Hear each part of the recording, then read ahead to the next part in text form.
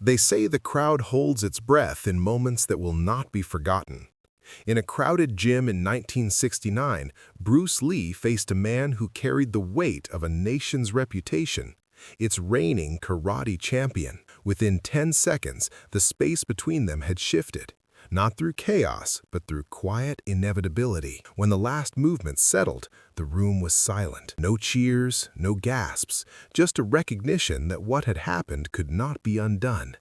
And yet, how it was done remained a secret, preserved only in the eyes of those who had witnessed it. The gym stood on the second floor of a narrow building in Hong Kong, a place that seemed ordinary to the passerby, but to those who knew, it was a crucible. Wooden floors, worn by decades of disciplined practice, reflected the muted light from bare bulbs overhead. Bags of sand hung quietly in corners, and mirrors along the walls held the faint traces of countless strikes, moments of learning frozen in reflection. Inside, the air was heavy with focus. Students moved silently, practicing forms that demanded every ounce of precision, their bodies tense yet relaxed. The scent of sweat and liniment mingled, a quiet reminder of the hours spent in service to mastery. Bruce Lee was there, among them, yet apart. His presence did not command the room, it simply existed, observed by those who could feel the weight of his attention without needing it announced. Bruce's movements were methodical. He warmed, adjusted his stance, shadowed the motions he had repeated hundreds of times. Nothing was rushed. His eyes, calm but sharp, scanned the gym, noting the subtle shifts of everyone present. Here, in this space, the traditional rules held sway: respect, hierarchy, and observation. Masters who had spent decades perfecting their craft moved through the room with measured steps, occasionally pausing to watch Bruce, their expressions unreadable. There was anticipation in the silence, not the kind that shouted for spectacle, but the kind that weighed the air, measured every heartbeat. Those who had trained here before knew that a single moment could reveal a lifetime of skill. And Bruce, unassuming yet unyielding, carried with him a quiet defiance. He respected the gym, its guardians and its history, but he also existed outside the limitations they represented. The stage was set. The observers, the history, the ritual, all converged silently, waiting. No one spoke of the challenge to come. The very walls seemed to acknowledge that something was imminent, yet unspoken. Every eye in the room, trained or not, was drawn to the space where Bruce Lee stood. It was a moment suspended in quiet inevitability, a prelude to a confrontation that would be remembered not for spectacle, but for mastery. The door to the gym opened with a soft, deliberate push, and he entered. The national karate champion. Every step he took carried a weight that was more than physical. It was institutional, historical, almost ceremonial. His uniform gleamed under the gym's muted light, black belt knotted precisely, patches of prior victories stitched across his chest. He was the embodiment of authority, the culmination of years spent defending reputation as much as practicing technique. As he moved closer to the center of the gym, the murmurs of students softened into hushed anticipation. Masters exchanged glances, silent acknowledgement passing between them. This was no ordinary encounter. It was a collision of worlds. On one side, the champion, rigid, formal, trained to assert dominance through structured technique. On the other, Bruce Lee, seemingly informal, but every line of his body betraying control, balance, and focus honed to instinct. The champion's gaze fixed on Bruce. It was measured, critical, evaluative. He expected the ritual of combat, the bow, the stance, the predictable series of movements designed to assert hierarchy. He anticipated the outward display of aggression that would define the contest in clear, observable terms. Bruce, however, made no adjustment beyond what he had been doing. His posture remained relaxed, but alert. He did not challenge with words. He did not provoke with movement. In that quiet, he created space, not only physically, but psychologically. The champion's eyes narrowed, scanning for weakness, searching for a hint of vulnerability. Yet Bruce revealed nothing beyond calm presence, every micro-movement deliberate, measured, time stretched as the gap between them contracted. Each observer in the gym felt it, the subtle shift in tension that occurs when one man's authority is met not with confrontation, but with quiet, unyielding confidence. The champion's reputation filled the room, heavy and undeniable. Bruce's mastery, though less conspicuous, radiated with an inevitability that unsettled even the most disciplined onlooker. This was more than a test of skill. It was a silent negotiation of power. One man carried the weight of expectation and tradition. The other carried a truth known to few. Mastery does not require demonstration, only the ability to let skill speak without spectacle. The air between them was taut, every breath measured, every slight shift a statement. The stage was fully set. Authority had met challenge, and in that meeting, the first cracks of doubt began to appear, not in the spectators, but in the man who believed control was his by right. The gym seemed to hold its breath. Whispers, soft and cautious, floated through the space, barely audible over the rhythm of measured footsteps.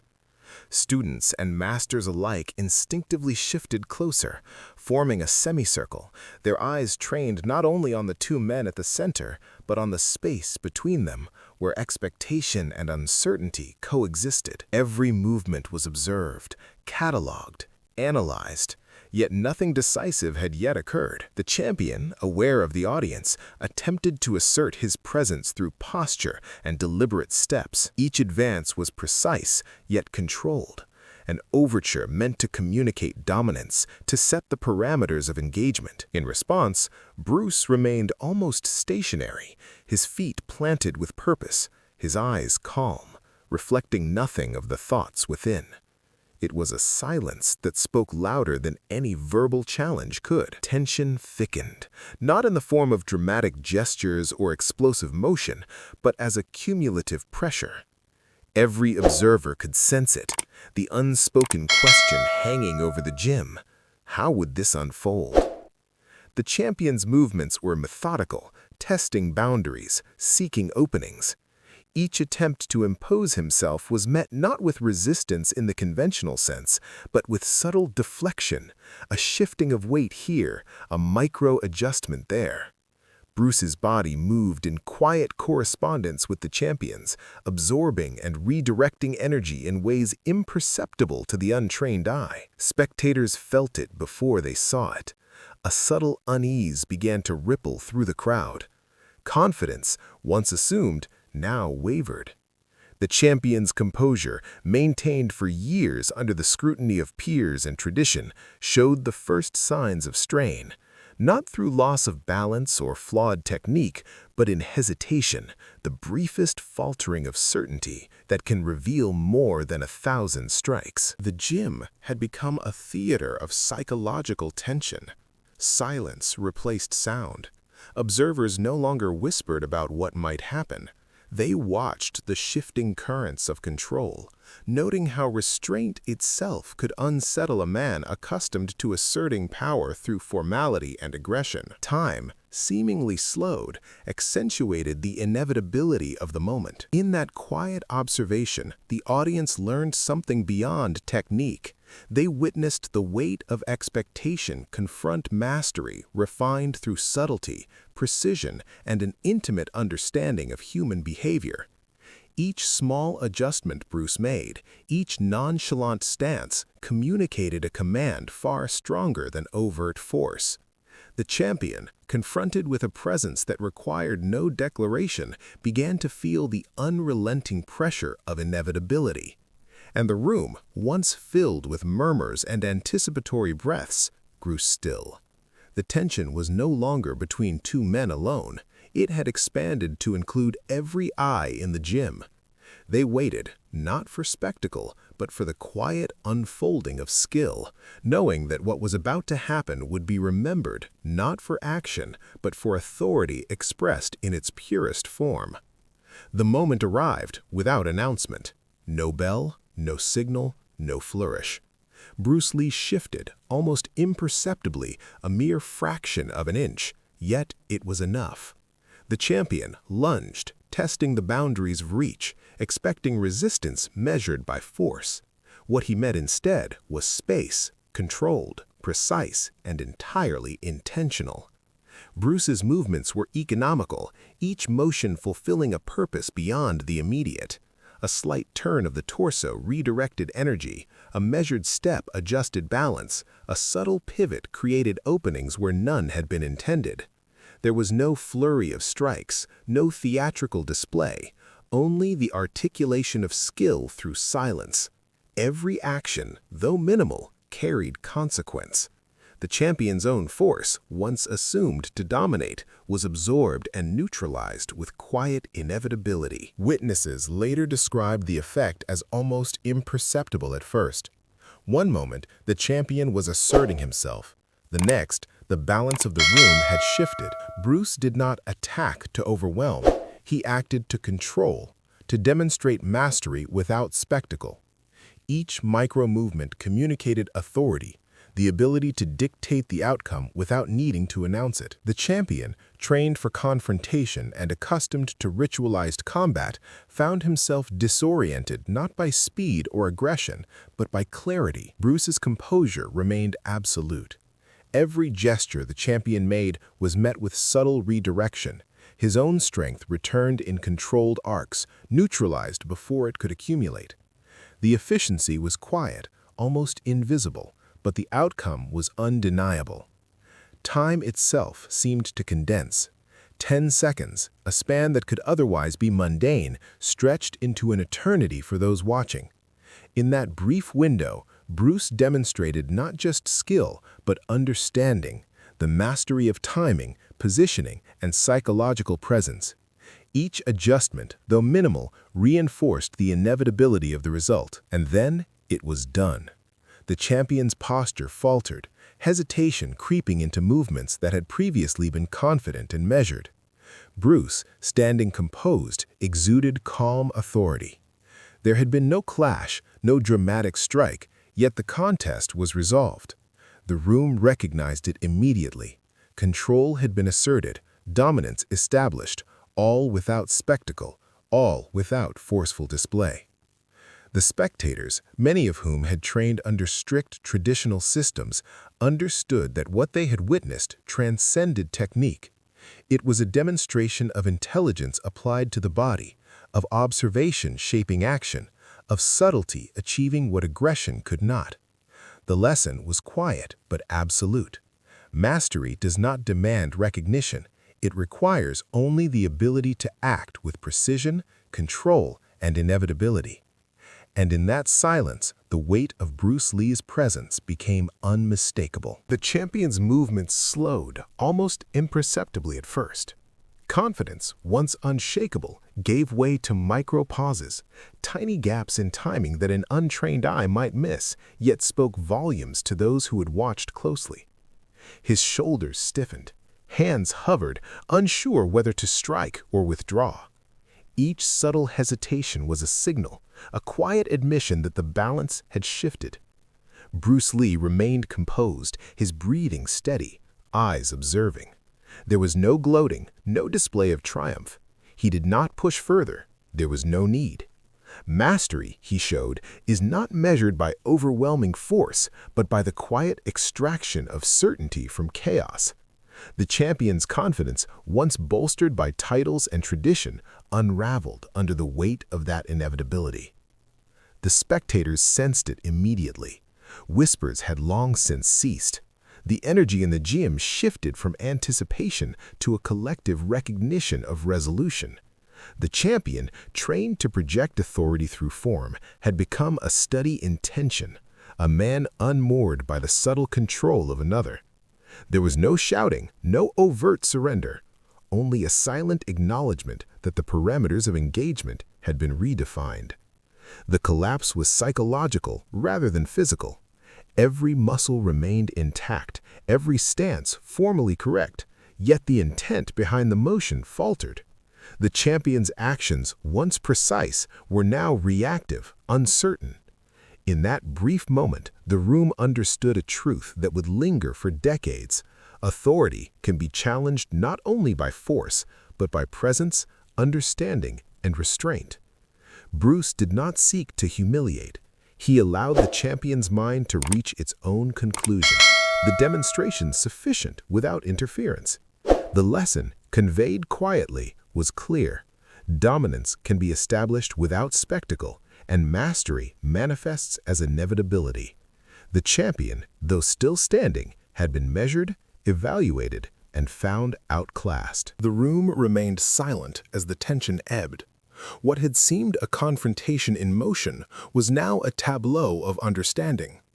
Students and masters alike absorbed the scene. A master's presence alone could unsettle, reshape, and ultimately redefine expectations. The psychological weight of control, once demonstrated, was heavier than any physical strike. And in that stillness, the final act of the encounter concluded, not with sound, but with recognition. The gym, its witnesses, and even the man who had entered with authority understood that the contest had ended. What remained was the quiet imprint of inevitability, a demonstration that mastery is not claimed by aggression, but by precision, restraint, and unwavering focus. Years later, those who had witnessed the encounter still spoke of it in hushed tones, not as a tale of triumph, but as a study in mastery. The gym itself became a quiet legend, its wooden floors and worn mirrors carrying the memory of that day. Bruce Lee's presence, measured and unassuming in life, had left a mark that reverberated far beyond the confines of that narrow room. The champion, despite continued accolades and titles, carried a subtle awareness that the encounter had shifted something fundamental. No medal, no honorific, could undo the impression left by a man who had shown mastery without spectacle. Others in the martial arts community, upon hearing accounts, began to reconsider what true skill required. The intelligence to act decisively, the restraint to know when not to act, and the understanding that perception alone can shape outcomes. Bruce's influence spread quietly. Students of many disciplines spoke of him not only in terms of physical technique, but of presence. How a single person, calm and controlled, could command the respect of a room and the acknowledgement of peers without a single shout or dramatic gesture. The story of that day became a benchmark, a silent lesson passed from teacher to student. Mastery is measured not by the noise it generates, but by the clarity of its inevitability. Photographs of the gym from decades later show the same wooden floors, the same mirrors, and the same bags of sand, but they cannot capture what those present felt. A moment suspended in control, where skill and intellect converged to create an outcome that was recognized instantly, yet could not be fully explained. Bruce Lee's methods, observed in glimpses by many, became a quiet study in efficiency and adaptability. And the legend persisted, not as spectacle, but as authority in motion. Martial artists who had never been present in that gym would recount the encounter as if they had, drawn by the certainty of its outcome, the precision of its execution, and the subtle weight of psychological mastery. What happened in those 10 seconds in 1969 transcended the fight itself. It became a measure of what it meant to command, to lead, and to demonstrate control without aggression. Ultimately, the room, the crowd, and the event itself became part of Bruce Lee's enduring shadow. It was not merely an anecdote to be repeated, it was a quiet proof of principle.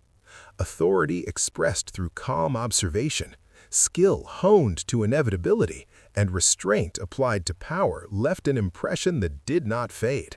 Long after the spectators left, long after the champion returned to his own life, the story endured, not as entertainment, but as a subtle, lasting lesson in mastery, presence, and the quiet power of inevitability.